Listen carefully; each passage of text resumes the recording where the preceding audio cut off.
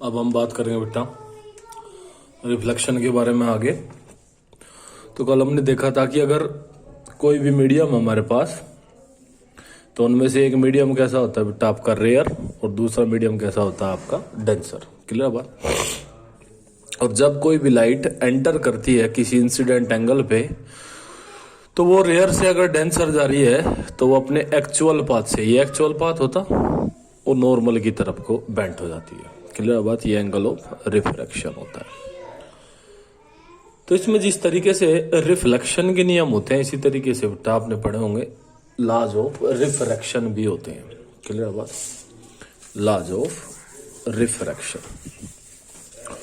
तो आज हम बात उन्हीं की करेंगे, लॉज ऑफ रिफ्रैक्शन। तो रिफ्रैक्शन के जो नियम है बेटा आपके, रिफ्रैक्शन के नियम, दो ही नियम होते हैं रिफ्रैक्शन के भी,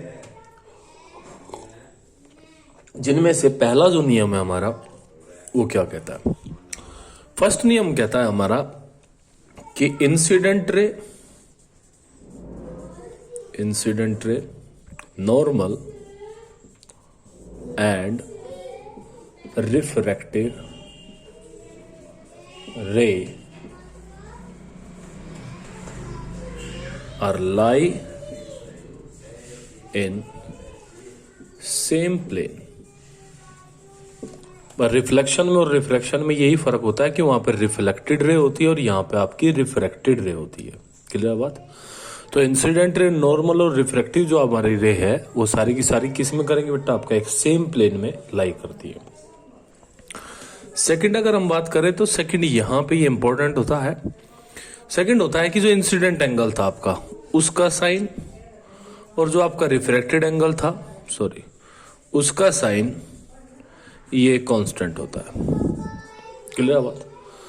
अब इस कांस्टेंट की कोई ना कोई वैल्यू भी होती है, तो ये कांस्टेंट की वैल्यू होती है बेटा आपकी n। तो जाहिर सी बात आप कह सकते हैं कि n equals to sine i upon sine r, और इसको स्नेल्स का नियम भी बोला जाता है, स्नेल्स लॉ भी हम इसको कहते हैं। ठीक है। तो n equals to sine i upon sine r. तो ये दो नियम होते हैं आपके रिफ्रैक्शन के। क्लियर बात। तो बात अगर करें हम यहाँ पे n की, तो ये n किस चीज को आपका इंडिकेट करता है, ये इंपॉर्टेंट होता है बेटा। ये रिफ्रैक्टिव इंडेक्स, ये रिफ्रैक्टिव इंडेक्स को डिनोट करता है n, और जो रिफ्रैक्टिव इंडेक्स है वो आपका n होता है।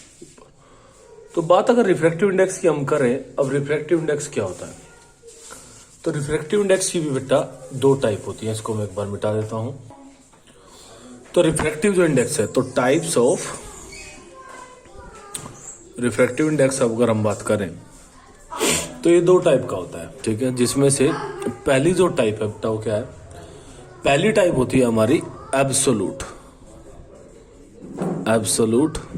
रिफ्रैक्टिव इंडेक्स, और दूसरी जो टाइप होती है बेटा वो होती है आपकी रिलेटिव रिफ्रैक्टिव इंडेक्स। बात क्लियर है।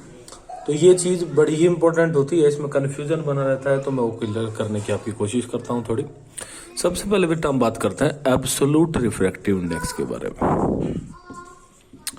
एब्सोलूट रिफ्रैक्टिव इंडेक्स क्या होता है, तो अगर डेफिनेशन वाइज हम इस बात को देखें, तो एब्सोलूट रिफ्रैक्टिव इंडेक्स जो n है हमारा, डेफिनेशन हमें ये कहती है फिजिक्स में कि जो आपका एब्सोलूट रिफ्रैक्टिव इंडेक्स होता है n, यानी कि वो बराबर होता है आपका speed of light in vacuum upon speed of light in medium.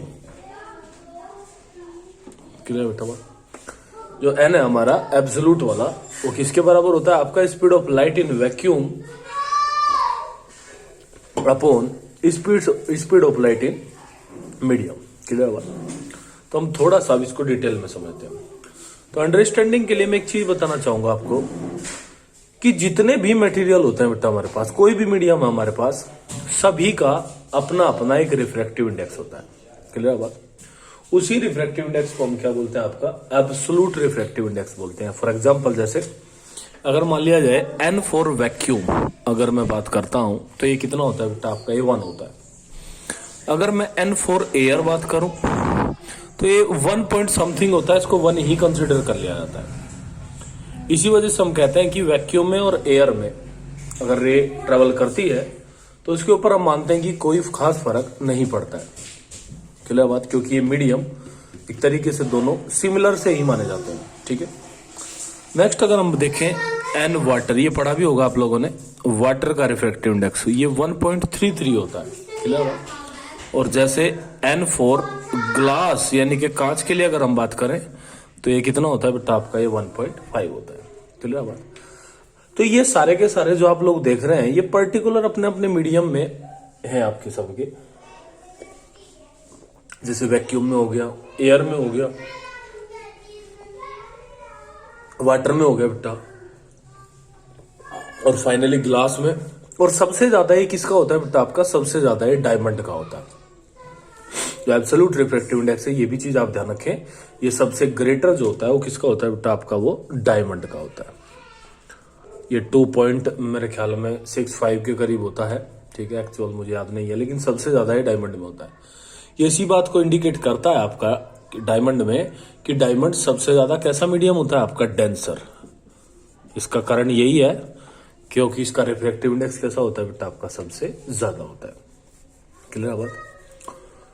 तो बात अगर हम करें कि ये जो वैल्यूज आई है ये कैसे आई है, क्योंकि हमारे पास फॉर्मूला तो ये है, डेफिनेशन तो ये बताती है हमें कि speed of light in vacuum upon speed of light in medium. तो जैसे मैं एक एक के बारे में अगर आपको समझाऊं, जैसे मान लिया आप सबसे पहले एन फॉर वैक्यूम के बारे में ही बात करें तो एन वैक्यूम किसके बराबर हो जाएगा बेटा, आपका speed of light in vacuum. तो आप जानते ही हैं 3 × 10⁸ होती है।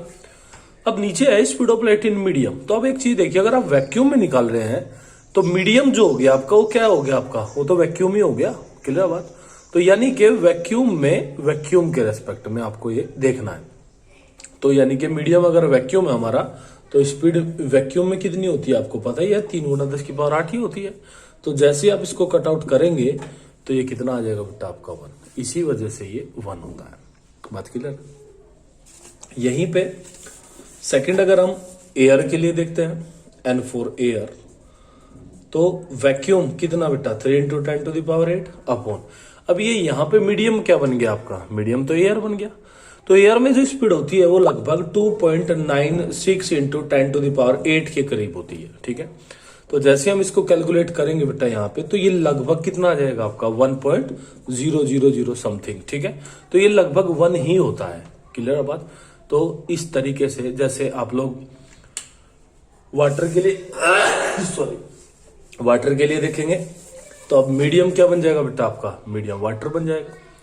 वैक्यूम तो वही रहेगा 3 × 10⁸, लेकिन अब अगर हम वाटर में देखते हैं तो वाटर में जो मीडियम है हमारा वो क्या बन जाएगा बेटा, आपका वो एक तरीके से मीडियम हमारा वाटर बन जाएगा। यानी कि जो स्पीड हम नीचे कंसिडर करेंगे वो किसकी हो जाएगी, वो वाटर की हो जाएगी।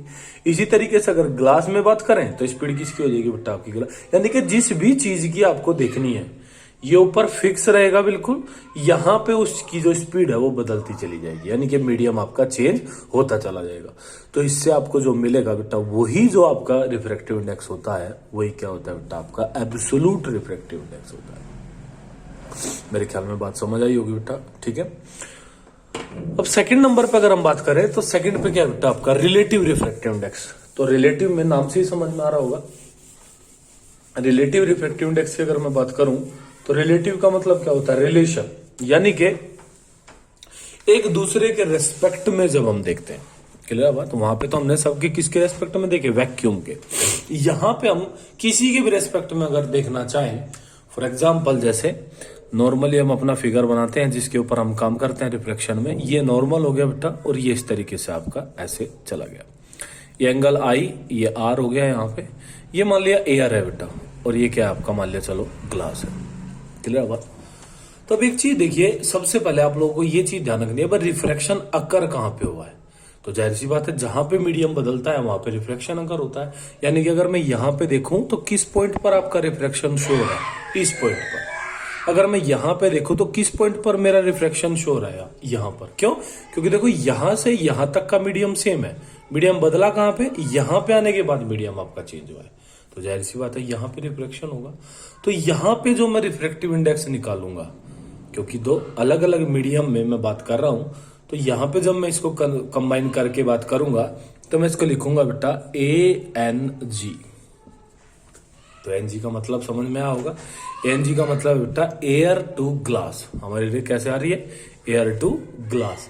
तो ये आपने देखा ये एक दूसरे किसमें बेटा, आपका रिलेट में, तो इसी वजह से इसको क्या बोलते हैं बेटा, आपका रिलेटिव रिफ्रैक्टिव इंडेक्स बोलते हैं। बात समझ में आई। तो ANG बराबर आपका जो होता है, जाहिर सी बात आपने पढ़ा है अभी अभी कि स्नेल्स लॉ के हिसाब से कितना होता है बेटा, आपका sine i incident angle upon sine r. ये चीज आप लोग समझ सकते हैं, क्लियर बात। तो ये जो आपका रिफ्रैक्टिव इंडेक्स आया है, इसी को हम क्या बोलते हैं बेटा, आपका रिलेटिव रिफ्रैक्टिव इंडेक्स बोलते हैं। बात क्लियर है। आज आप इसी को पढ़े बेटा।